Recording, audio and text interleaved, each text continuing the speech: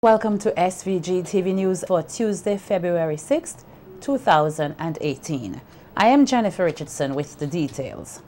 The ruling Unity Labour Party administration's response to the multiple challenges of modern existence is indicative of a maturing democracy that is coming into its own and establishing a foundation for growth and development for present and future generations. That's according to Governor General Sir Frederick Ballantyne. Sir Frederick, who was delivering the throne speech at the ceremonial opening of the third session of Parliament on Monday afternoon, highlighted a number of initiatives undertaken by the ULP administration, which he said are in line with its focus to achieve the development goals for SVG as articulated in the National Economic and Social Development Plan 2013 to 2025. At the start of another financial year, and many issues remain of perennial concern to our nation and the countries across the region and the wider world. There are no easy answers and quick fixes for any of these issues anywhere in this world. And that includes those countries with much larger and more robust economies than ours. Against a backdrop of a modern world defined by exciting possibilities and sobering realities, the focus is on the achievement of this country's development goals. These are citizen-centered and context-specific, and during 2018 will be reviewed and aligned more closely with the Sustainable Development Goals. Highlighting a number of projects in the 2018 budget, such as continued work on the geothermal energy project, the Governor General called for God's guidance during the deliberation over the 2018 budget, noting that parliamentarians must work together in the interest of the nation. The agenda set out for the 2018 fiscal year is ambitious, multifaceted, well-articulated, and citizen-centered. All our plans can be achieved by the grace of God and with commitment and competence on the part of our legislators and policymakers, who are entrusted with the responsibility of formulating, articulating, and advancing our national development agenda, guided always by the will of our people, who must be prepared to work hard, to produce, and to otherwise participate fully in the development process. Tax reduction measures, along with the implementation of a climate resilience levy, were a few of the highlights in the 2018 budget presentation delivered in Parliament on Monday afternoon by new Minister of Finance Camilla Gonsalves. The Finance Minister spoke for some 3 hours, and yet again there was a no-show by members of the opposition who staged the walkout just before the Minister began his presentation.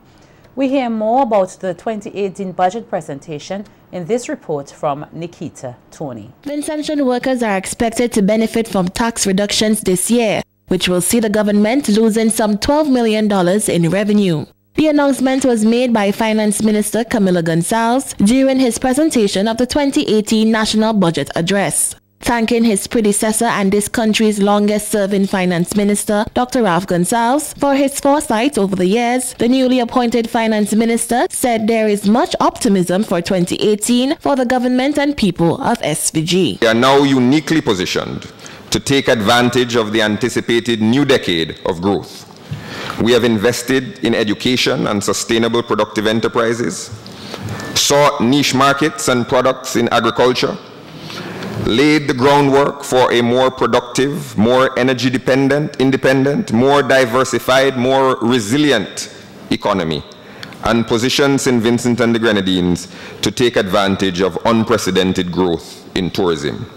As it relates to the tax reduction incentives, Minister Gonsalves explained that the measures form part of his government's commitment to provide economic stimuli via tax reductions and to improve in practical and tangible ways the condition of Vincentian workers. Just to ensure that the Vincentian citizens and businesses keep more of the money that they earn. First, we shall reduce the standard rate of company taxes from 32.5% to 30%. Similarly reduce the marginal rate of personal income tax from 32.5% to 30%. Income tax rate for hotels, previously at 30%, is hereby reduced to 29%. We shall raise the standard deduction for personal income tax from $18,000 to $20,000. This means that the first $20,000 earned by Vincentians will not attract any income tax.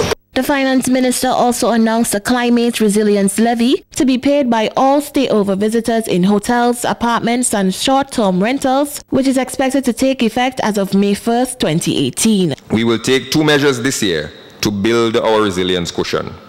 First, we shall implement a nightly $8 levy on hotel, guest house, and short-term apartment rentals. We anticipate that this measure will generate an additional $1.7 million for the contingencies fund. This is a 15% increase in the local capitalization of the contingencies fund, which is now predicted to accumulate roughly $13 million in 2018. Gonsalves further outlined that also on May 1st, Vincentians will see the introduction of VAT on electricity, which is expected to provide an estimated $1 million in additional revenue annually to the government. Domestic consumers consuming 200 units of electricity or less do not pay VAT on their electricity consumption. It is proposed to reduce the kilowatt-hour threshold for VAT on electricity from 200 kilowatts to 150 kilowatts. This means that all VINLEC domestic customers who consume 150 units or more monthly will be required to pay VAT. The 2018 estimates totaled some $993,535,449, which represents a 1.7% increase in the approved budget of 2017, with a modest current account surplus of $4.2 million. The 2018 budget is comprised of recurrent expenditure, inclusive of amortization and sinking fund contributions of $776,879,739 and capital expenditure of $216,655,710. It is expected that the budget will be financed by current revenue of $622,658,138 and capital receipts amounting to some $371,877,312. Nikita Tony reporting for SVG-TV News. And it was an early wrap-up for the deliberation over the 2018 budget today, with no follow-up debate between government MPs and those on the opposition bench, who staged a walkout on Monday and stayed away again today. Following the passing of the 2018 appropriation bill today, Prime Minister Dr. Rav Gonsalves chastised members of the opposition for staying away from Parliament. The Prime Minister noted that the opposition members missed an opportunity to deal with matters pertaining to the people of SVG and their no-confidence motion. To wind up the debate this morning so that we can all go on and do other things.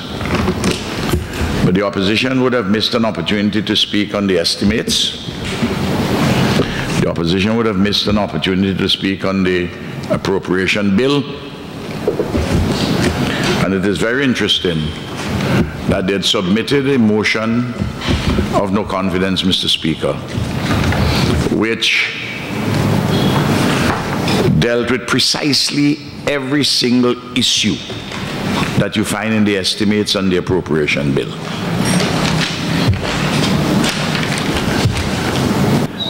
Mr. Speaker, all our members here, ministers and otherwise, had come prepared to speak. But you can't have a debate unless you get a different side. Dr. Gonsalves also expressed disappointment in the way the opposition protesters outside the Parliament building conducted themselves on Monday in the presence of Governor General Sir Frederick Ballantyne and during the playing of the national anthem. He called for the leadership of the opposition New Democratic Party to correct their followers when they misbehave. Abuse the Governor General when he takes the salute and shout and protest when the national anthem is being played. You know, we must stand askance against that sort of a conduct. And even when your followers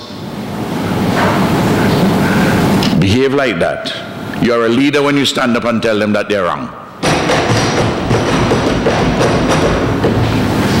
If not, the proverbial tail is wagging the dog. Finance Minister Camilo Gonsalves also chided the opposition on their no-show in Parliament today to debate the 2018 budget. The Finance Minister advised the Speaker of the House, Jomo Thomas, to take note of the number of times the opposition members were absent from Parliament, noting that this should affect their pay. Related to the Public Accounts Committee, you may see it as your responsibility, Mr. Speaker, to name those members yourself, because my reading of the standing order is that it shall be done at this particular point, and I don't believe that the standing order permits them to add it after the fact. So I just flag that for your consideration, Mr. Speaker, not for your decision, but it may be that you now have the responsibility to name the opposition members of the Public Accounts Committee. Additionally, Mr. Speaker, based on what I've heard, that they're staying out for this major philosophical, ideological reason and this crusade, it will be curious to know whether or not they will suspend their conviction in time to return to this honorable house before they lose their seats to guarantee their continued paycheck. So I would ask, Mr. Speaker, that you also pay attention to the number of absences from this honorable house, because it seems that they're determined to stay out for the long haul, and I'm sure they wouldn't let something as small as a paycheck stand in the way of their conviction.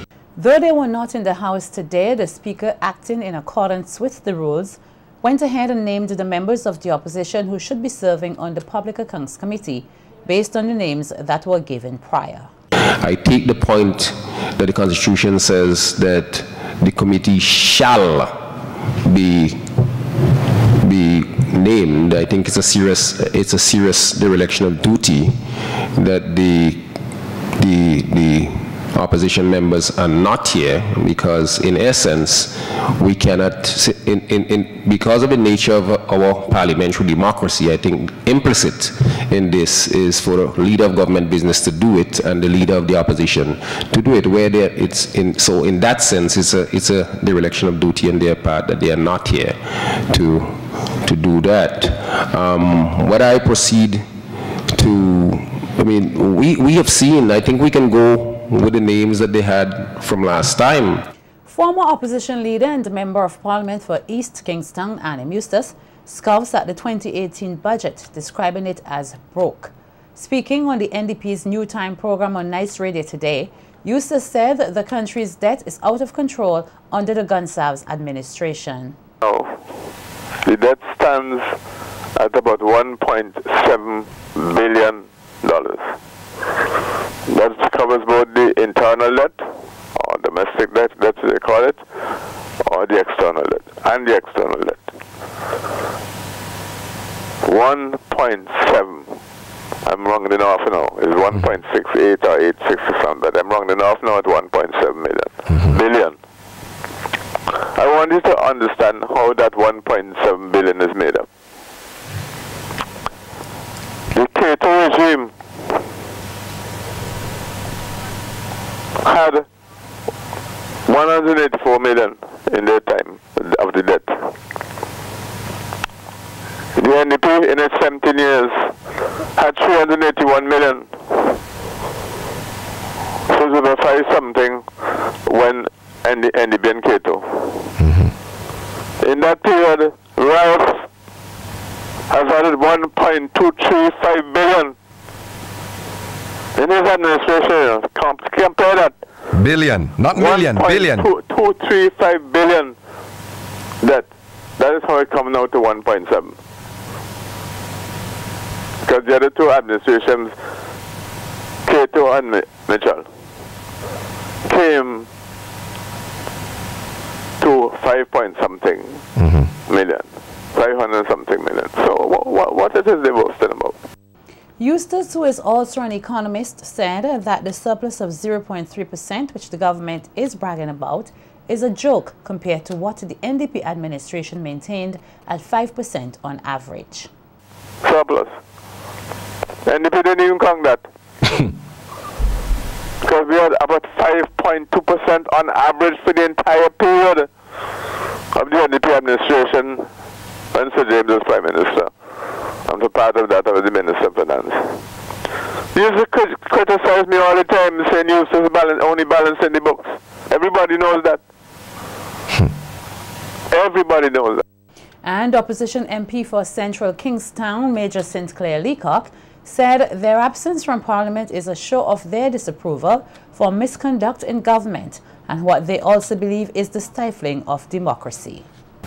In trying to bring the region and the world's attention to what's happening in St. Vincent and the Grenadines, left the Parliament so that we can focus on the continued erosion of our democracy in St. Vincent and the Grenadines. The Yogi file has its life and legs of its own, and that will take off and go in its direction. But we are legislators, and our concentration ought to be that of the government's business in the Parliament of St. Vincent and the Grenadines. The budget is preeminent in that regard. So when we refuse to stay for a budgetary exercise, it means that something must have taken place that far supersedes the budget presentation. Put simply, Colin, but if we don't have democracy, then the budget comes to naught. Right. Fundamental. If we don't have a democratic society and we lose those traditions, we could preach till we blue, we could have all the money in our pocket. The budget comes to naught. Leacock, who serves as one of two first vice presidents of the NDP, said that their elected members as well as candidates will be presenting the people's budget via Nice Radio and through social media forums starting tomorrow. We have to work and see live and direct what the New Democratic Party has to say. And you would get a daily announcement of which of us, or which among us is presenting. Now we will take the opportunity, and this is going to be new, not only those of us who now are elected or nominated members in the Parliament will present, but even those who are offering themselves to be considered to be parliamentarians would have their opportunities to present fundamentally along their constituencies and their own core competence, that which they are good at and strongest. So St. Vincent and the Grenadines should now accept fully that the responsibility and the duty of care to which we owe all of our people by way of budgetary presentation will be made wholesomely, uncompromisingly, parliamentary style, live and direct via Nice Radio. Proposing an amendment to the opposition's no-confidence motion is a routine practice. That's the view of Queen's Counsel Panel Campbell as he spoke on the recent constitutional row in Parliament over the no-confidence motion put forward by the opposition and the government's move to amend the motion. Campbell said the counter-motion is a common technique used by governments faced with a motion of no confidence. Where a government is facing a motion of no confidence, it is a common technique that governments use all over the world of proposing an amendment to the opposition no confidence motion to express confidence in the government. The question arose as to whether the Speaker should have permitted the Prime Minister to bring his amending motion. And the Speaker allowed the amendment. Subsequently, I understand, because I am not on Facebook, I didn't read it myself, but I understand the Speaker subsequently wrote that he was mistaken in allowing the government to amend the motion. But I want to say, I agreed with the original ruling of the Speaker. He was not mistaken at all.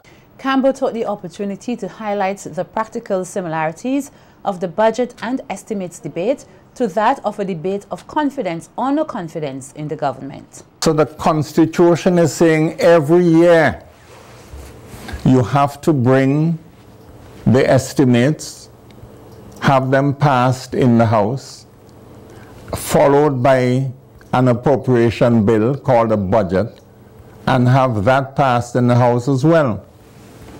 And according to parliamentary tradition, any government that loses a vote on the estimates or on the appropriation bill has to resign, because the vote on the appropriation bill and the vote on the estimates are regarded as tests as to whether the government commands the support of a majority of the House of Assembly.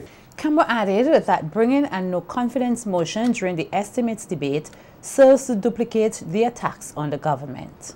To bring in no-confidence motion on the same day that the estimates are down for debate is to be duplicating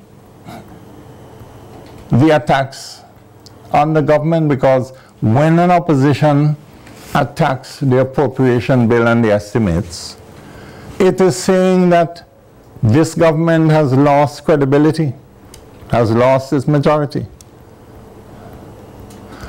So that the Speaker would have been quite correct to allow Dr. Gonsalves